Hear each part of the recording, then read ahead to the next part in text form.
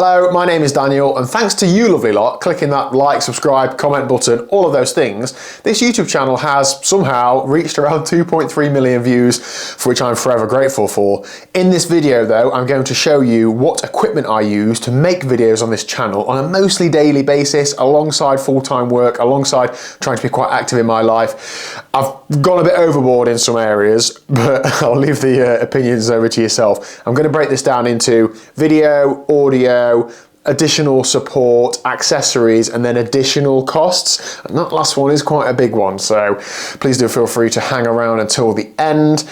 Total, all of this is around £10,000, so this isn't a small investment. It is something that I've focused on and I want to succeed, so that's why I made this investment. It's also taken a bit of time to build up. I've not just gone out and bought this in one go. Let's start with video then. Now, I am not Action Man, but a lot of my content is activity based. I'm running, cycling, swimming. So therefore, I heavily rely on GoPros and I really rate them. Now, I'm not affiliated with any brands in this video, so I don't have to say they're good. And they do have their problems. Sometimes they overheat, sometimes they glitch and the battery will just be dead, or sometimes they'll crash. But when you use them day to day a lot, those things are going to happen. You've got to keep the firmware up to date and so on. I absolutely love GoPros, and maybe 90% of my content on this channel is made with a GoPro. I've got the 8, the 10 and the 11. The 11 was bought for me by NRG Chains, my partner, which is a great help to me. But these are around £350 each, which is not cheap, but I do think they are good value. You can do lots of things with them, like the mounts and the audio mod, and bolt them onto bikes. And that's the main reason why I use them for outrunning and for bolting onto bikes. I record all my content in 4K, generally 4K 60 frames a second on this. It means I can slow it down a little bit if I want to for some slow-mo, but the files aren't huge and it's quite easy to work with, so I really rate the GoPro. The reason I've got a couple is because when I go to events, I will give one to somebody to get some extra footage, or I'll have one on the front and back of my bike if I'm doing a crit race. They're not inexpensive, but they're pretty much the cheapest option to be able to do that sort of thing with. So if I want to invest in this channel to be successful, I have to make sure I've got the right equipment for it. The other video capture devices I use for this channel is the camera that I'm recording on right now. It is a Sony ZV-1. It isn't really a proper big sit-down camera for this sort of thing. It is still described by Sony as a vlogging camera. I don't think I'd agree, because I did have to put a wider angle lens on it so that I could get plenty of the background in when I'm actually vlogging, as the name describes, and that makes it not very pocket-sized, and the built-in microphone isn't great, so by the time you put a microphone on it and the lens on it, it isn't pocket-sized. So I tend to use it for this sort of thing, but I don't do much of this sort of thing, so therefore I'm not going to warrant the cost of buying a bigger camera just to make this a little bit better. I think this is okay and it's good enough for what I do. I'd rather put the money into these sorts of things for when I'm out and about, and other things that we will come on to. That camera from memory was around £700, plus the lenses takes up probably £800. Not cheap, but also not a great deal of money in the camera world, as I've learned. Other video capture devices that I use, I have a DJI Mavic 2 mini drone. It's 249 grams in weight, which means that it gets around lots of the drone laws, so it's quite easy to use legally out in public. I really don't use this very much at all. It's a bit of a faff to set up when I'm out and about doing things. Occasionally it's really useful and I think, oh, that's a great shot, but this channel isn't really about cinematography or, oh, this amazing shot. It's more about doing the things. So it's nice to have, but I wouldn't go out my way to buy a newer one. The other video capture device is my phone. Now, I would have a phone if I didn't have a YouTube channel, but I wouldn't have a phone of this spec. So this is an iPhone 14 Pro. I know this is already out of date now by a year or so, I think, but it's a great camera. Again, I can do 4K 60 in it. And I actually use this now for a lot of my B-roll. So a lot of the panning shots, or if I'm talking about something, I might include a clip overlaid.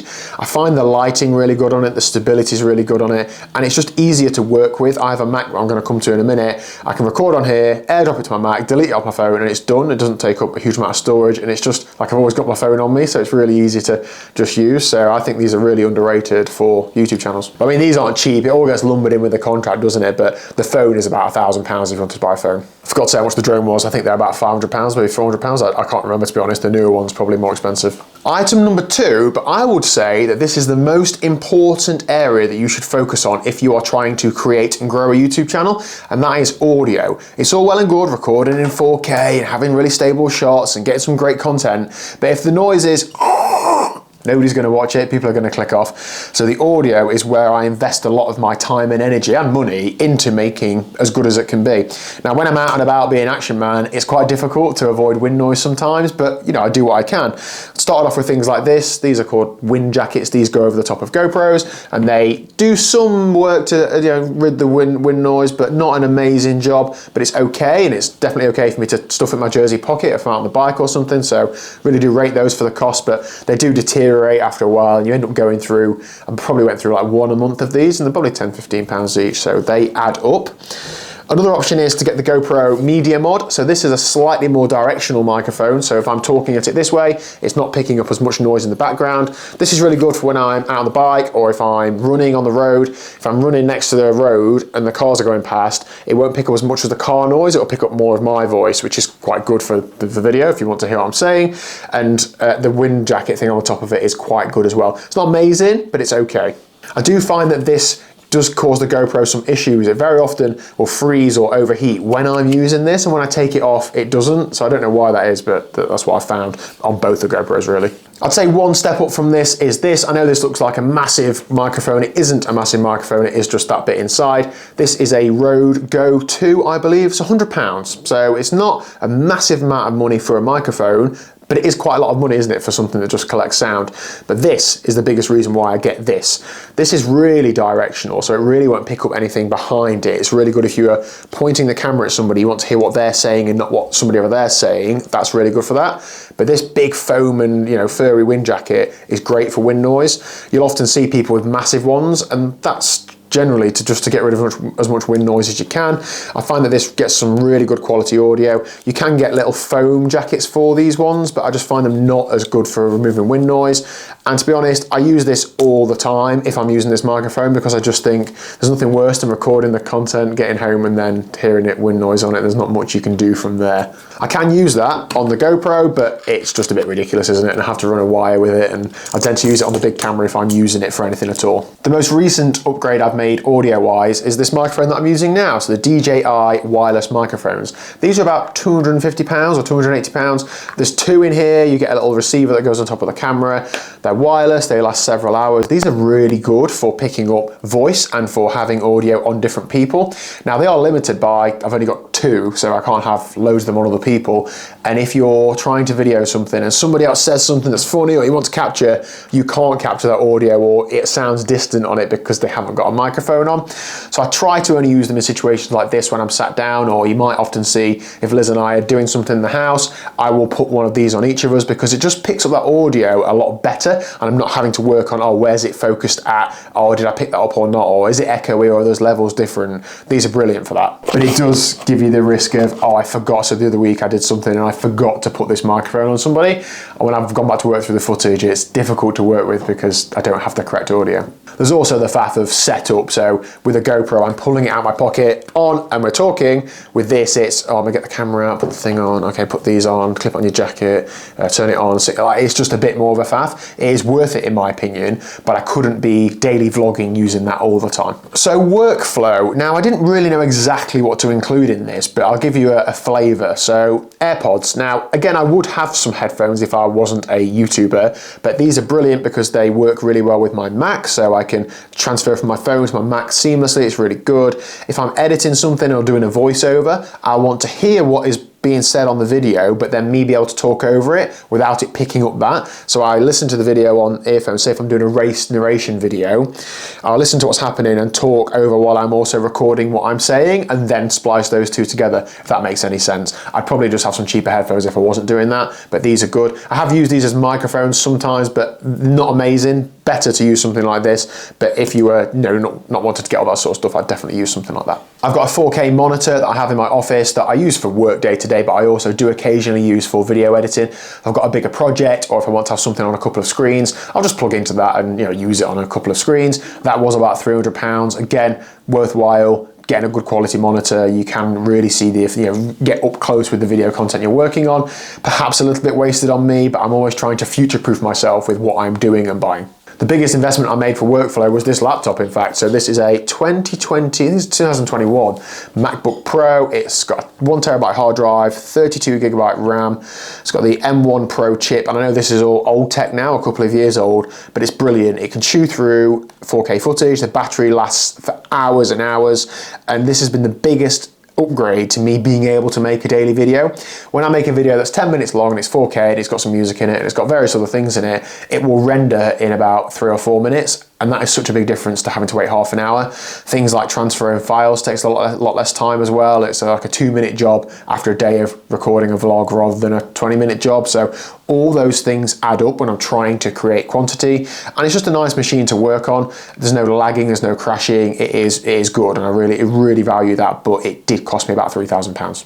So we're now into the realms of miscellaneous, and this is, well, I've tried to break it down into a couple of sections. Power. Power is a constant, like, I feel like I've got range anxiety, like I'm driving an electric vehicle. I have batteries upon batteries, stacks of chargers. I made sure I get like a really powerful power bank to charge things up on the fly. Everything's got spare batteries, because it's a waste of time investing all this money in the equipment if you get out there somewhere and, let's say like at the minute, it's really cold in the UK, batteries die fast. Or if I can't make a video because my batteries are dead, well, I need to have like 8 spares so that I can keep going through that, making that video. It might be a bit excessive, but batteries do deteriorate, especially on this camera. I've gone through probably 15 or so. I do recycle them, but they, after 6 months or so of use, they'll hold the charge for half an hour or so, and that's it. So I try to keep a constant stock of batteries. The GoPro ones are pretty good, but again, they're 20 or 30 quid a pop, and I'm keeping on replacing them. I think these ones I get 3 for £25, something like that. But yeah, batteries, especially the DJI drone. There's nothing worse than having a drone up in the air, wanting to get a specific shot and your battery running out. The other thing in the miscellaneous is mounts and tripods and anything to do with charging as well. This gets out of hand. Now, this is a gimbal. I use this on this big camera because the stability isn't as good as a GoPro, but this is a faff to set up. It is good when you've set it up. It keeps the camera really steady and you can really get those nice smooth shots. I bought this to do B-roll with mostly. This was about £300. In reality now, I use my phone, but this is good to have.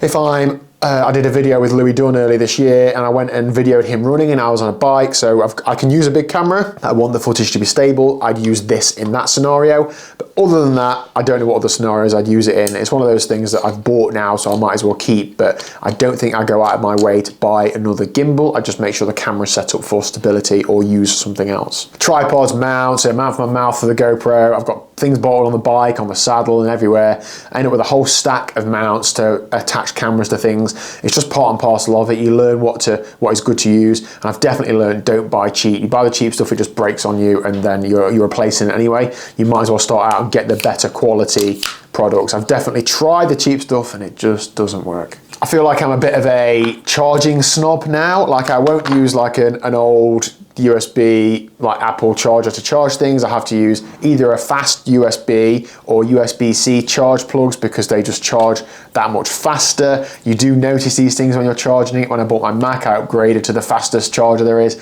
When you're here, there and everywhere, you do run out of batteries on things, and how fast it charges is a big difference. I've got a power inverter in the middle of my car, so I'm often, if I'm out and about, if I'm driving to somewhere, I can be like, oh, I can just charge my laptop or charge something else, and it actually charges. It's not like you're just, it gets a few percent. Like, you'll probably charge the device you wanted to use, but you have to make sure you get the right cables as well, and it's an absolute minefield, but I feel that it is a worthwhile investment. The other things in miscellaneous is memory cards. Now, when you start recording in 4K and you start recording higher frame rates, you find the limitations of your memory cards, and I've definitely found that out. Memory cards aren't £10 each anymore, or not for the decent spec ones. I did think it was a bit of a waste of money at first. You're talking sort of 50, 60, 70 pounds for a decent memory card, but when you record to it and it just works, great. When you transfer things to your laptop and you can see it's taking half the time that it would do on a cheaper memory card, it's brilliant, really helps the workflow. But again, you have to have several, because like this camera will take an SD, whereas the GoPros will take a mini SD, and you've got to have several options. Like, I have a backup one for that one in case the memory card corrupts. I can't have my whole reliance on creating content on one memory card, so you have to have spares of these things, unfortunately. Now, I am still going to save the biggest one for last, but it's the best value. There are a few things that I spend money on that you don't necessarily see, but do make a big difference. So cloud storage, pay about £10 a month for some cloud storage. It means if I want to back up any footage, I can just upload it and I don't have to store it on my laptop. I can re-download it if I want to use it. Some things, some memories that I want to preserve and those sorts of things. If I want to share content with people, I often just put it in a folder, share the folder. Saves me having to go through the whole faff of trying to transfer footage to them. I use some royalty-free music on this channel like lots of people do, but you start to pay for it. That's £11 a month and that's just forever to keep using the licenses to use the music. I'm actually okay with that sort of thing. I think these creators should be paid for creating the music they do. There's a whole problem with trying to, if I was to put like a normal song, mainstream song on this, it just causes a whole load of problems for YouTube channels. I wish they'd open it up more, but for the time being, I'll just pay to use royalty-free music. I touched on this phone earlier, but I definitely wouldn't have a phone of this spec, and I also wouldn't pay for like unlimited data. There's a lot of time where I use this to back up or to upload footage to my laptop when I'm out and about, and I'll just tether to my phone and it goes through gigs and gigs of data. I wouldn't be able to do that if I didn't have unlimited data, like truly unlimited data, so that's definitely a thing that I do for YouTube. And we also have the fastest internet here that I can buy because, again, upload time makes a difference.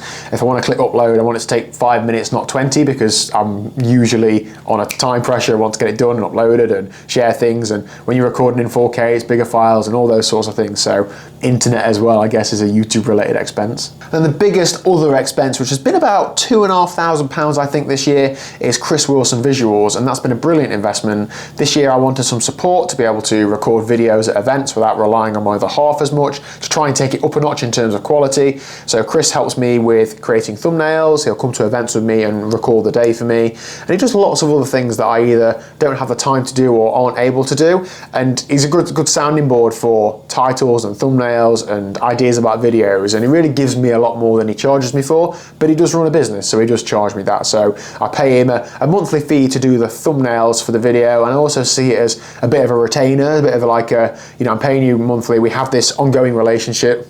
Cheers, Chris.